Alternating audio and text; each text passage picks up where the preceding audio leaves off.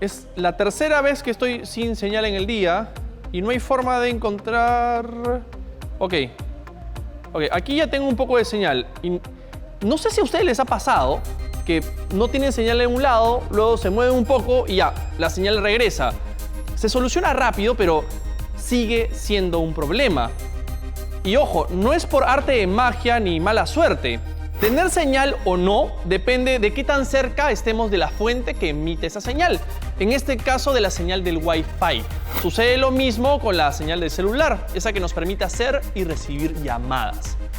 De hecho, cuando no tiene señal, algunas personas suelen levantar su celular por los aires, de esta forma, para intentar alcanzar la señal. Aunque claro, si es que alcanzan la señal, ¿cómo hablarían así? Y tampoco entiendo por qué a veces no tengo señal de celular, pero sí tengo acceso a los datos y puedo usar el internet. ¿No usan la misma señal? Es más, ¿cuántos tipos de señal hay y para qué sirven? Bueno, si les interesa el tema, hoy hablaremos de la telecomunicación y la transmisión de datos. E intentaremos responder todas estas preguntas y algunas más aquí en Ciencia en Esencia. Empezamos.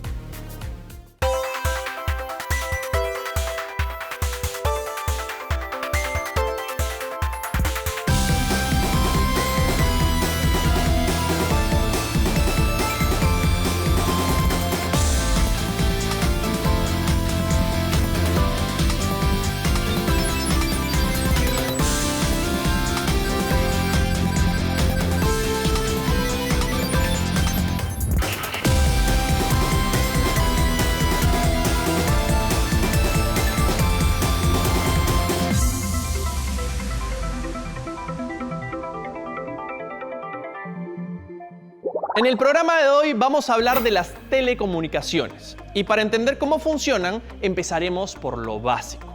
Todas las formas y medios de comunicación inalámbricos que conocemos existen gracias a las ondas electromagnéticas.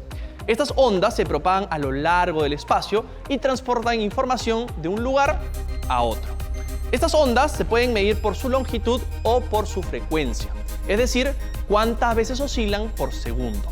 En este caso, se miden en hertz o en español, hercios. Y cada dispositivo de comunicación que conocemos, como la radio, el celular, la televisión, el Wi-Fi, el internet, los satélites y muchos más, emiten ondas que ocupan distintos lugares dentro del espectro electromagnético. Por ejemplo, la señal de radio AM se encuentra en los 300 kHz y la FM en los 30 MHz, al igual que la televisión analógica. La cantidad de hertz va aumentando y encontramos que el GPS y el celular se encuentran entre los 300 MHz y 3 GHz. Casi al final está el Wi-Fi entre los 3 y 30 GHz. ¿Y esto qué es lo que quiere decir? Que a mayor cantidad de hertz, el rendimiento de la señal será mejor, aunque tendrá menor alcance. La buena señal del Wi-Fi permite que nos conectemos a Internet más rápido y sin necesidad de cables. Aunque, como dijimos al inicio, ya sabemos que todo depende de qué tan cerca estemos de la fuente, es decir, en este caso del router. Y estar conectados a Internet es muy importante para nosotros, no solo porque es un medio para comunicarnos, sino también para informarnos y transmitir o compartir datos. Pero, ¿cuánto realmente sabemos de esta tecnología? Para eso, vamos a conocer un poco más de sus orígenes.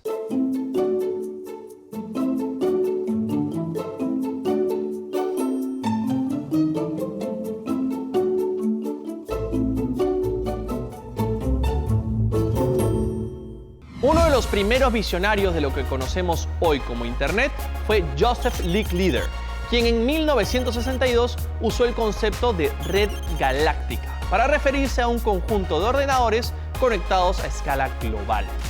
A finales de 1966, Lawrence Roberts, integrante de la Agencia de Estudios Avanzados ARPA y considerado uno de los padres del Internet, creó el proyecto ARPANET, que consistía en desarrollar redes informáticas para procesar datos que debían ser transmitidos de una computadora a otra. ambos ubicados en lugares geográficamente lejanos. Luego de varias pruebas, en 1972 se hizo la demostración pública de ARPANET y en ese mismo año se terminó de crear el software que permitió el envío de correos electrónicos. Pero la idea era aprovechar más esta red, por eso durante los años siguientes se implementaron cambios que permitieron su expansión. Y así, en 1985, esta red empezó a dar cobertura a la comunidad de investigadores científicos y años más tarde estuvo disponible para todo el mundo. Pero ojo, fue recién el 24 de octubre de 1995 que se decidió dejar el término ARPANET y se acuñó el término que todos conocemos para referirnos a la red de redes, la Internet. ¿Por casualidad alguno de ustedes recuerda cuál fue el primer correo electrónico que enviaron? ¿Recuerdan acaso qué es lo que decía? Creo que es bastante difícil, pero lo que sí sabemos es cuál fue el contenido del primer correo electrónico que se envió en la historia. Esto pasó en Massachusetts a finales de 1971, cuando Ray Tomlinson utilizó el ARPANET para enviar un correo de una computadora a otra en la misma sala de un laboratorio. ¿Y qué creen que decía? Bueno, decía QWERTY UYOP. En realidad eran las letras Q, W, E, R, T, Y, U, I, O y P. Sí, como la primera línea del teclado de una computadora. Nada es interesante, pero quizás en ese momento Ray no estaba tan inspirado.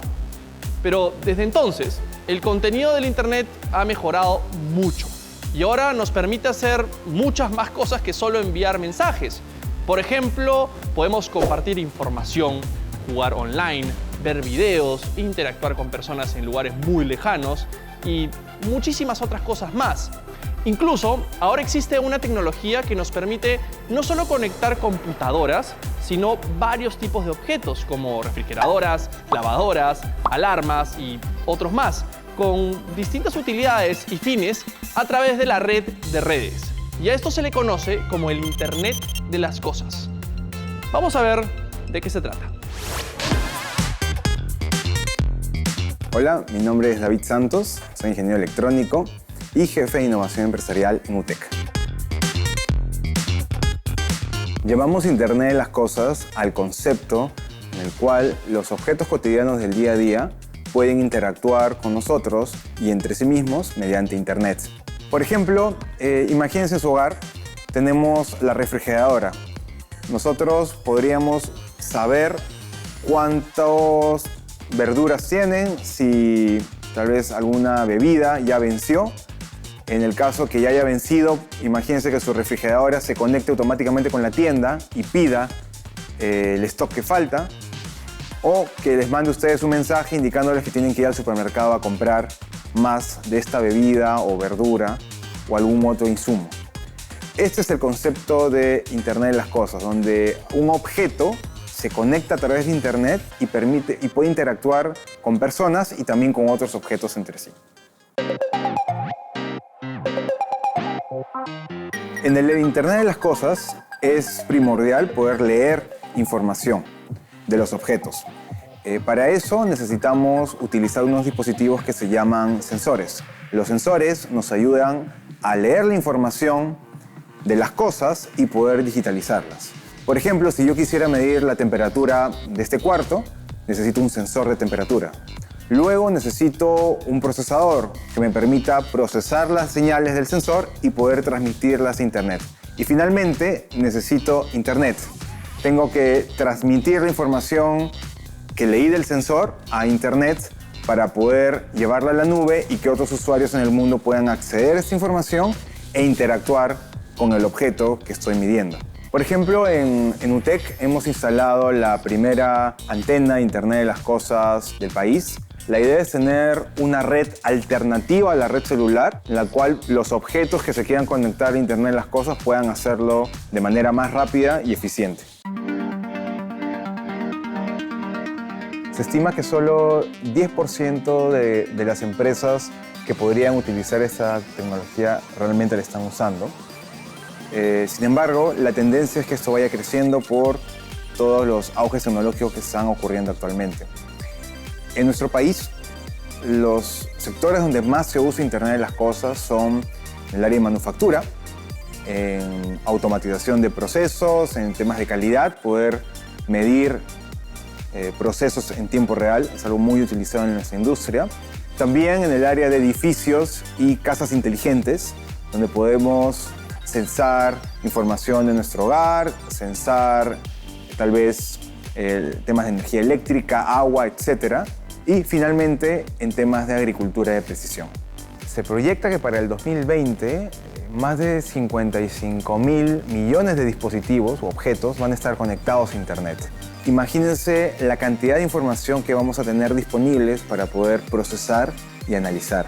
Esto va a revolucionar nuestra vida diaria y también los negocios, ya que vamos a poder tener mayor información, lo cual nos va a poder permitir tomar decisiones más rápidas. Vamos a poder saber en tiempo real cuando ocurren problemas en los procesos, cuando hay mejoras, cuando hay aumentos en eficiencias. Vamos a poder medir a las personas, a las máquinas, a diversas cosas. Esto a su vez también trae consecuencias interesantes, como por ejemplo la seguridad de la información. Vamos a tener nuestra casa, nuestro trabajo, todo va a estar expuesto en Internet. ¿Cómo vamos a poder cuidar esta información? Estos son algunos de los retos también que presenta el Internet de las Cosas, pero estoy seguro que lo vamos a poder solucionar en el tiempo.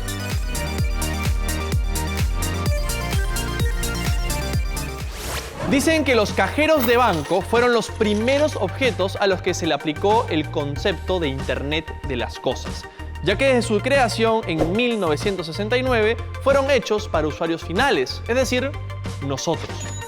Y como han pasado muchos años desde entonces, uno creería que a estas alturas el Internet de las Cosas sería famoso. Lamentablemente no. Según un estudio, el 87% de la población no tiene idea de qué es. Imaginen el potencial de esta aplicación de la tecnología si tan solo estuviera más difundida. Por eso, quédense con nosotros porque en el regreso veremos más cosas interesantes sobre los tipos de señales y formas de transmitir información. Ya volvemos.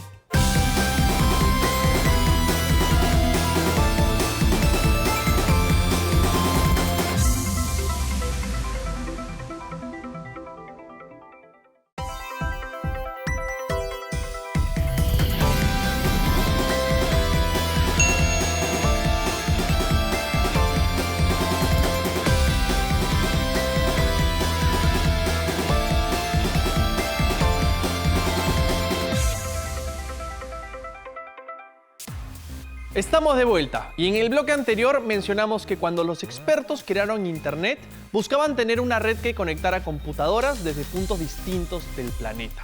Es decir, buscaba comunicar dos puntos a la distancia. Y esa es justamente la función de las telecomunicaciones: comunicar a distancia. Si queremos ponernos técnicos, se resume a transmitir datos de un punto a otro a través de un canal. Estos canales pueden ser cableados por fibra óptica o canales inalámbricos como el Wi-Fi. Y hasta ahora se conocen dos tipos de transmisión de datos: la transmisión por señal analógica y la transmisión por señal digital. Vamos a explicarles brevemente de qué se tratan. Las señales analógicas y digitales se utilizan para transmitir información, generalmente a través de señales eléctricas. En ambas tecnologías, la información, como cualquier audio o video, se transforma en señales eléctricas. La diferencia entre las tecnologías analógicas y digitales es que en las analógicas, la información se traduce en impulsos eléctricos de amplitud variable. Y en la tecnología digital, la traducción de información está en formato binario, 0 y 1, donde cada bit es representativo de dos amplitudes distintas de ceros y unos. La señal binaria es menos propensa a la distorsión y a la mala recepción. Eso sí, para interpretar la información necesitamos un decodificador. Entonces, hablemos ahora de la televisión. En los últimos años hemos visto cómo ha ido evolucionando, tanto los aparatos que antes ocupaban mucho espacio, como la calidad de imagen y hasta la cantidad de canales. Y para entender este cambio es necesario que comparemos nuevamente la televisión que usa señal analógica con la televisión que utiliza señal digital. Y para eso conversaremos con un experto.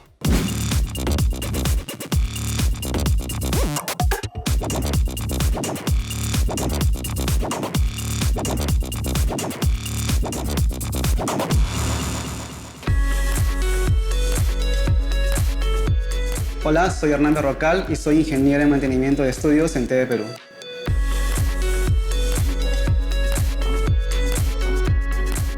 La televisión consiste en la emisión y transmisión de imágenes y sonido a través del espectro radioeléctrico. Entonces, la televisión digital consistirá en la emisión y transmisión de estas mismas imágenes y sonidos, solo que esta vez usando la tecnología digital, que es la tecnología que usan todas nuestras computadoras en nuestros hogares.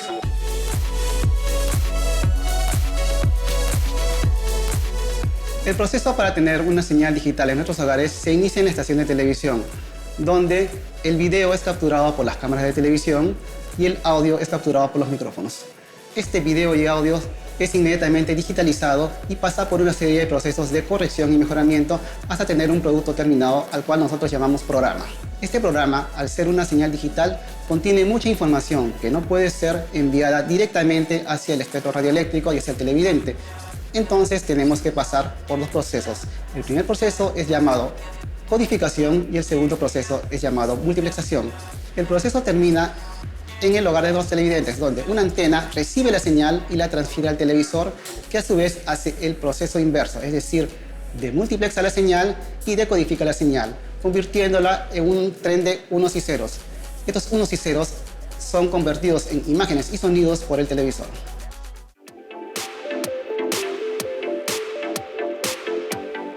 La televisión se implementó en el país el 31 de marzo del 2010 con la emisión del programa Reportaje del Perú en alta definición. Antes de poder implementar la televisión digital en el país, fue necesario hacer un estudio de todos los estándares de televisión digital existentes en el mundo. Este estudio fue encabezado por el Ministerio de Transportes y Comunicaciones, que en el mes de abril del año 2009 decidió que la norma a adoptarse en el Perú sería la ISDBT, que es una norma de origen japonés con algunas modificaciones hechas por científicos brasileños.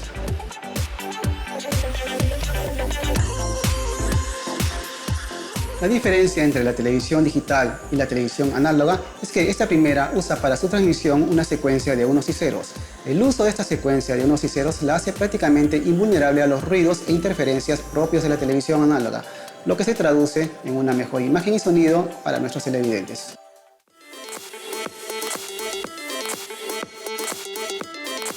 Una de las principales ventajas de la televisión digital es que podemos ofrecer a nuestros televidentes televisión en alta definición de una manera completamente gratuita y libre.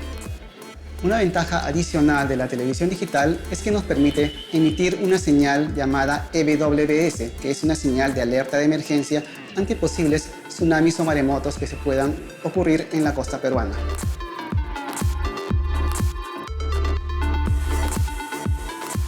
Otra ventaja de la televisión digital es que nos permite la multicanalización de contenidos. Esto quiere decir que podemos tener varios programas emitiéndose a través de un solo canal.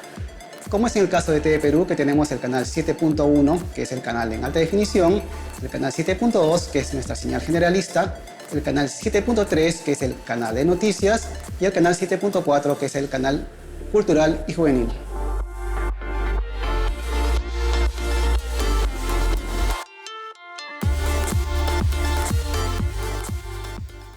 Creo que nos queda claro que la señal digital amplifica las posibilidades para la transmisión y recepción de datos. Pero no solo eso, en general la tecnología digital permite un mayor almacenamiento y comprensión de datos, los cuales luego guardamos en las memorias, o mejor dicho, en los dispositivos de almacenamiento. Así como pasamos de la televisión analógica a la digital. Y también pasamos de esto a esto. Estas memorias de almacenamiento tienen distintas capacidades, aunque de este tamaño incluso hay de 1 terabyte, es decir, 1000 gigabytes. ¿Saben cuánto es eso? Veamos. Cada gigabyte son 1024 megabytes y cada megabyte son 1024 kilobytes.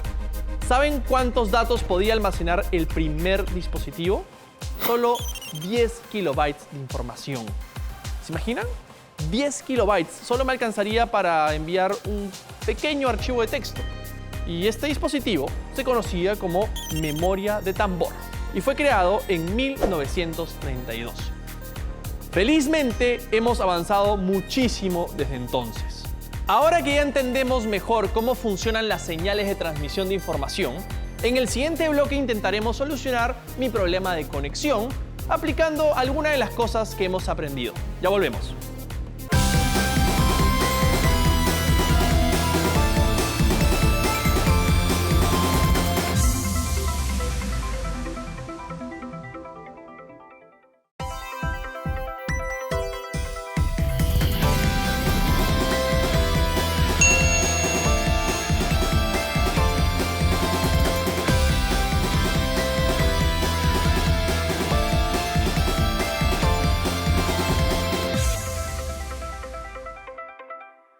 Estamos de vuelta y el día de hoy aprendimos qué es la Internet.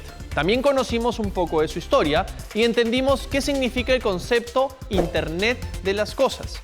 Y nos explicaron cómo su uso podría facilitarnos la vida en el futuro. También comprendimos la diferencia entre la señal analógica y la señal digital. Y conocimos las ventajas de la televisión digital terrestre. Por último, vimos que gracias a la tecnología digital, los dispositivos de almacenamiento de datos han evolucionado un montón. Pero ahora, veamos qué podemos hacer con mi problema. Al inicio, no podía agarrar la señal del Wi-Fi. No llegaba bien a todo el estudio y ya entendimos que la señal inalámbrica que se propaga por el espacio nos permite conectarnos a Internet. Entonces, es importante agarrar una buena señal. Si pudiéramos ver las ondas del Wi-Fi, podríamos saber dónde hay una buena señal y dónde no. Lamentablemente no tenemos ese poder, pero felizmente hay otros mecanismos para aprovechar el Wi-Fi. Y hoy vamos a enseñarle algunos trucos para que puedan potenciar la señal. Es decir, vamos a fabricar un amplificador de Wi-Fi casero.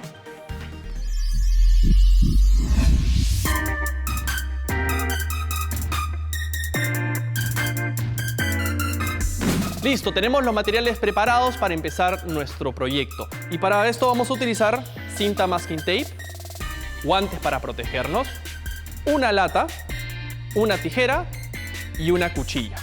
Si nuestro router tiene 2 antenas, obviamente vamos a necesitar 2 latas. Entonces, empecemos. Primero, nos vamos a colocar los guantes para protegernos.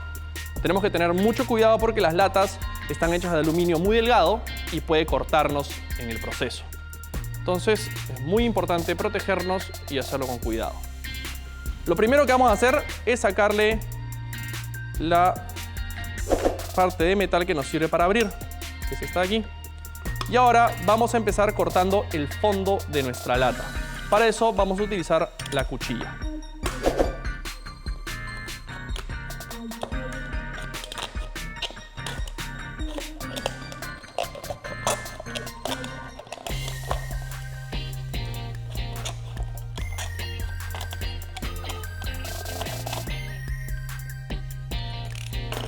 Listo.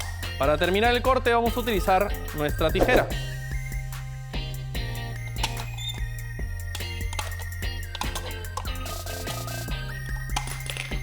Y listo. Una vez que tenemos cortado el fondo, vamos a cortar una línea recta de este lado de la lata. Vamos a llegar hasta el borde. Y ahora vamos a empezar a cortar de esta forma.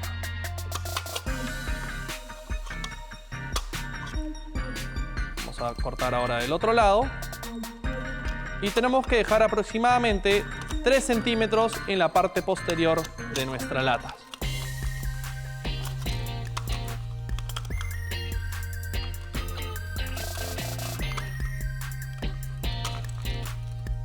Listo. Por último vamos a cortar estas esquinas para que no nos hagamos daño.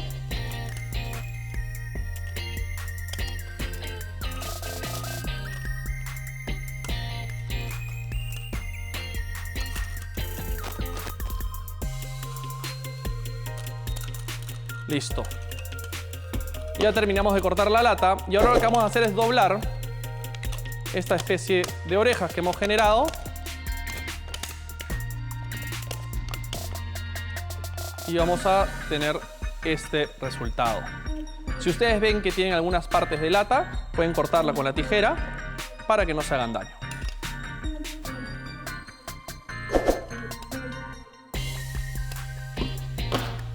Y listo.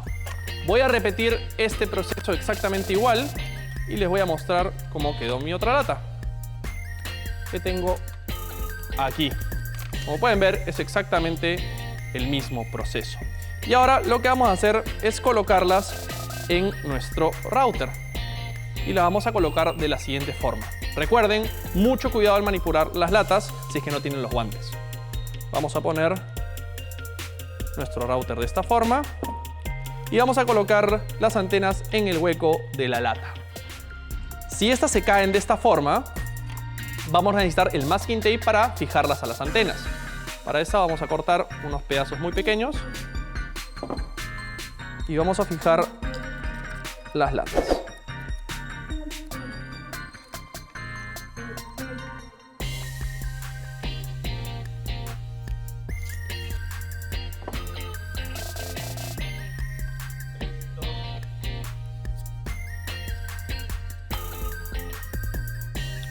Listo. Ahora debemos dirigir los lados extendidos de la lata hacia el lugar donde queramos que llegue la señal Wi-Fi.